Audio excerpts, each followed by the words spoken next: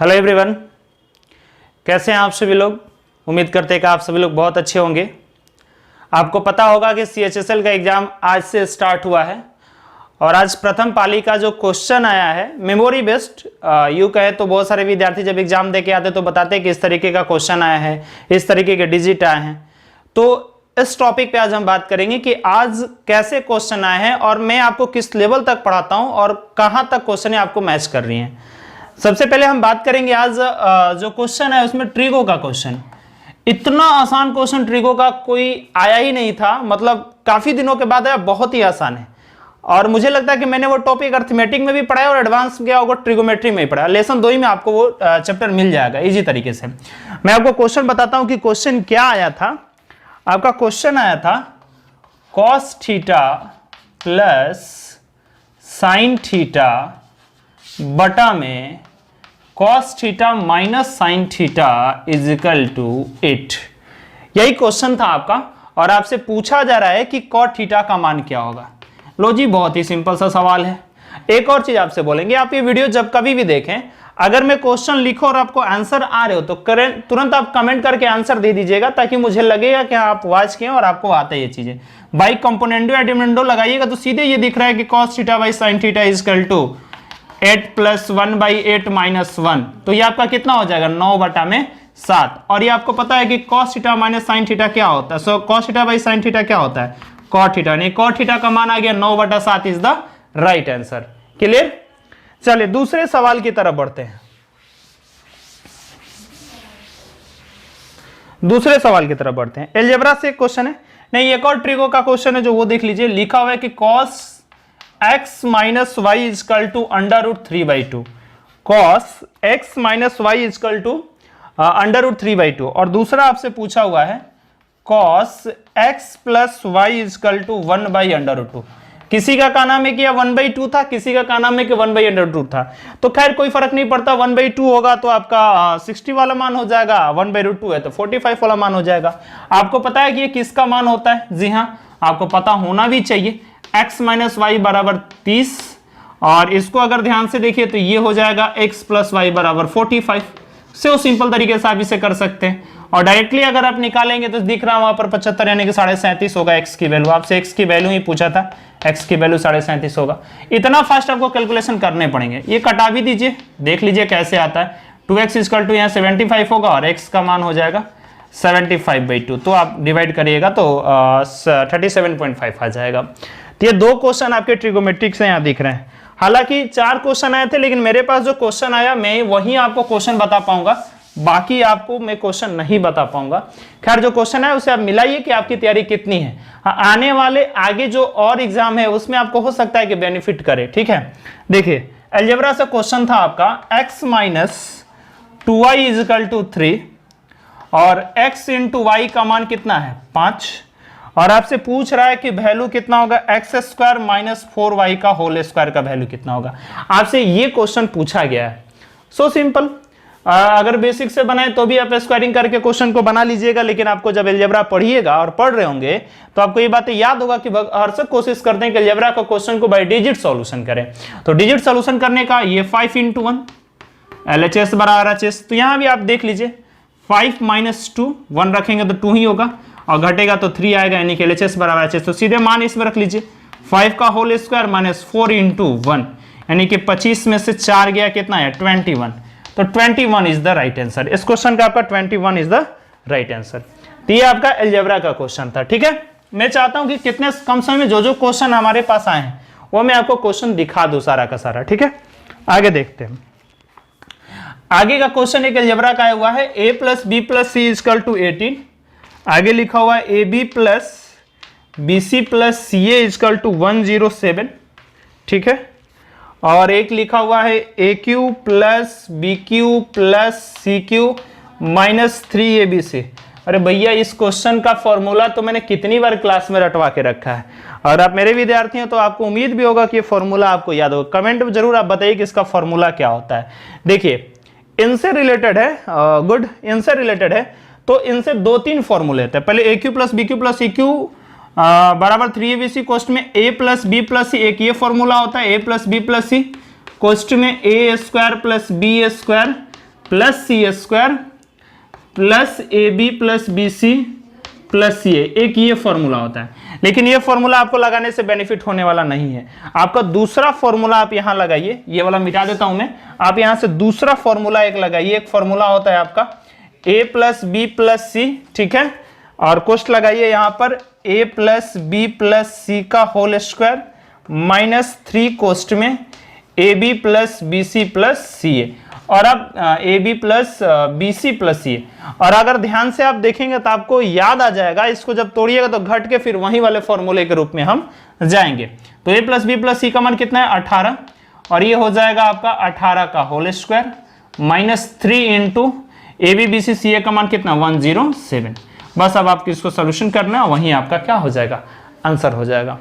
देख कमेंट जरूर करिएगा आपको ये सॉल्यूशन कैसा लगा। अगर आपको अच्छा लगेगा ये सॉल्यूशन तो मैं आगे आने वाले हर एक एग्जाम को आपको ये एनालिसिस करके देता रहूंगा, ठीक है। इसे मिटाते हैं, अगले क्वेश्चन की तरफ बढ़ते हैं। देखिए एक रेक्टेंगल से क्वेश्चन आया, मतलब मजाक है, एकदम मजाक की तरह ये क्वेश्चन पूछा गया आपसे, जिसका कोई लेवल ही नहीं है। बोला गया कि एक आयत है, आयत का विकर्ण दिया हुआ है 15 और एक भुजा दी हुई है 12।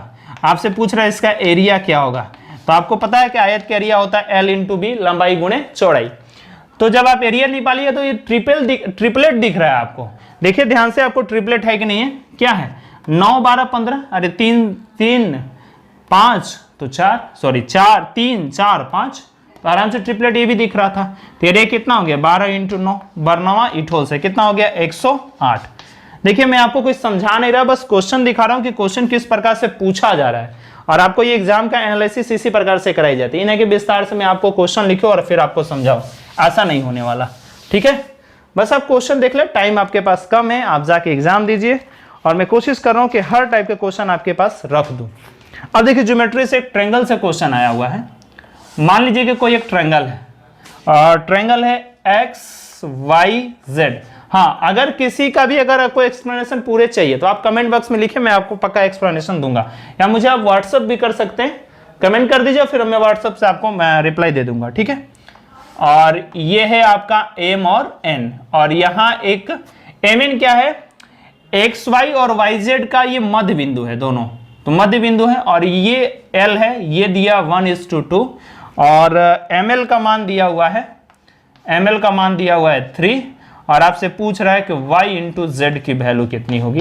What is the value of y into Z, गौर से देखिएगा, y इंटू जेड की वैल्यू ध्यान से देखिएगा। देखिए ml की वैल्यू 1, यहां से मान 3, तो ये कितना होगा, ये 3 तो ये होगा 6, ये टोटल कितना हो गया 9, ये टोटल हो गया 9 आपका, तो ये दोगुना होगा, ये कितना हो जाएगा 18, दोगुना होता है, आधा वाला है नियम, आसानी से बन गया। मतलब क्वेश्चन का कोई लेवल ही नहीं है कि क्या क्वेश्चन आपका आया हुआ है। आगे देखिए थोड़ा सा, एक आपका सिंपल इंटरेस्ट का क्वेश्चन आया, साधारण व्यास से क्वेश्चन आया है। P इजिकल टू 350000 और A इजिकल टू 45000, ठीक है, और रेट दिया हुआ आपका 10%।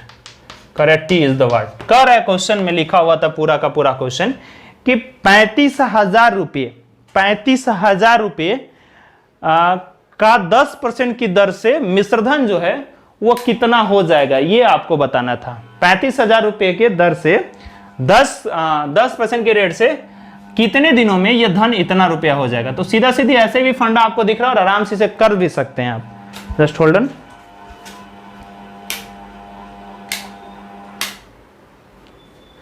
देखिए, तो आप देखिए कि आपको कितना रुपया ब्याज मिला भाई, तो टोटल मिला के 10,000 रुपया ब्याज मिल रहा है भैया। 10,000 ब्याज कितने परसेंट के रेट से, 10% के, 10% से रेट के इसका एक वर्ष का ब्याज कितना हो जाएगा, तो 3500 रुपया हो जाएगा। तो 3500 से आप भाग कर दीजिए, तो 3500 से भाग कर दीजिएगा, 5 से कटाइएगा 7, 5 से कटाइएगा 20, 20/7 वर्ष, और 20/7 वर्ष मतलब 2, 7 उन्हीं के 14, 2.6/7 वर्ष इज द राइट आंसर। उम्मीद करते हैं आपको ये भी क्वेश्चन समझ में आया होगा। समझना नहीं है, बस क्वेश्चन का मतलब समझना है कि क्वेश्चन किस प्रकार से आए हुए हैं। ये कोई आपको मैं बैठ के पढ़ा नहीं रहा हूं। अगला देखो कितना सिंपल सा एज से क्वेश्चन आया हुआ है। लिखा हुआ a/b = 3:2, और आगे लिखा हुआ इन दोनों का एज का जो डिफरेंट है वो 24 ईयर है, और आपसे बोल रहा है कि ए की आयु, ए की उम्र 3 वर्ष बाद कितनी होगी। ए की उम्र 3 वर्ष बाद कितनी होगी, ये आपको बताने हैं। ठीक है, ए की उम्र 3 वर्ष बाद कितनी होगी। तो देखिए इन दोनों का एज का डिफरेंट दिया हुआ है 24, तो एक इंडिकेट करेगा 24 को, यानी कि 3 इंडिकेट करेगा 72 को। 3 वर्ष बाद पूछा हुआ आपसे, तो 72 + 3 कितना हो गया 75। मतलब ये ग्रुप डी लेवल का भी क्वेश्चन आपसे नहीं पूछा, मतलब CHSL का जो क्वेश्चन होना चाहिए वो सारा आपका क्वेश्चन इसमें पूछा हुआ है। आते हैं अगले क्वेश्चन पे। अगला क्वेश्चन है आपका प्रॉफिट एंड लॉस से सवाल है कि अगर किसी वस्तु को 216 रुपया में बेचा जा रहा है तो 10% का लॉस हो रहा है, यानी कि हानि हो रहा है। तो आपसे क्वेश्चन पूछ रहा है what is the value of CP। तो अब इसको बनाने के तो इनफाइनाइट नियम है, यानी कि 90 है, 216 किसको इंडिकेट किया भैया 9 को। ठीक है, तो हमको 10 की वैल्यू निकालना है, गुणा कर दो, ये भी डायरेक्ट आंसर हो गया। या आप यहां से समझना 10% का मतलब 1/10, यानी कि 10 × 10, ये कितना हुआ 9, 9 इंडिकेट करेगा 216 को, 10 आप निकाल दीजिए यहां से। तो ये आपका प्रॉफिट एंड लॉस का सवाल था। आगे आते हैं पॉइंट पे। आगे आपका है क्वेश्चन एक ब्रीथ से। देखिए कितना सिंपल सा सवाल है। ब्रीथ है, यहां केंद्र है, यहां कोण बना हुआ है 108 डिग्री, और कह रहा है कि यहां कोण कितना होगा। तो जाहिर सी बात है कि आपको मैंने पढ़ाया था कि किसी वृत्त के किसी चाप के द्वारा केंद्र पर बना कोण परिधि पर के बने कोण का 2 गुना होता है। ये 2 गुना होता है तो ये क्या होगा आधा, यानी कि 108/2 कितना होगा 54। ये आपका आंसर हो जाएगा 54। उम्मीद करते हैं कि आपको ये भी समझ में आया होगा। और लास्ट क्वेश्चन एक और सर्किल से था, वो देख लीजिए। दो ये आपका जीवा एक दूसरे को क्रॉस कर रहे हैं, इसकी लंबाई 9, इसकी लंबाई 4, इसकी लंबाई 6, तो इसकी लंबाई क्या होगी पता है, इन दोनों का प्रोडक्ट इन दोनों के प्रोडक्ट के बराबर है। 9 चौका 36, 6 ऑलरेडी यहाँ 6 होगा। बस ये सवाल आपके आए हुए थे। एक सवाल और है कि 63 रुपये को 3 व्यक्तियों के बीच बांटना था। X और Y का अनुपात है 5:7 और Y अनुपात Z का अनुपात है 8:9। तो आपसे पूछ रहा है कि XYZ का वैल्यू कितना होगा। तो देखिए XYZ की वैल्यू आपको निकालना है, इसको बराबर कर दीजिए, आप गुणा कर दीजिए 8 से, और इसको गुणा कर दीजिए किससे 7 से, हो गया। इक्वल करके बना लीजिएगा क्वेश्चन। तो बहुत ही सिंपल सा क्वेश्चन आया है, और उम्मीद करते हैं कि आपको सारे क्वेश्चन समझ में आए होंगे कि किस तरीके के क्वेश्चन आ रहे हैं। बहुत ही आसान से क्वेश्चन है, और आप सभी को उम्मीद करते हैं कि आप 25 में 25 क्वेश्चन इस तरीके का क्वेश्चन अगर आ रहा है तो आप लगा के आएंगे। Thank you so much watch करने के लिए, और वीडियो को शेयर जरूर कीजिए। धन्यवाद।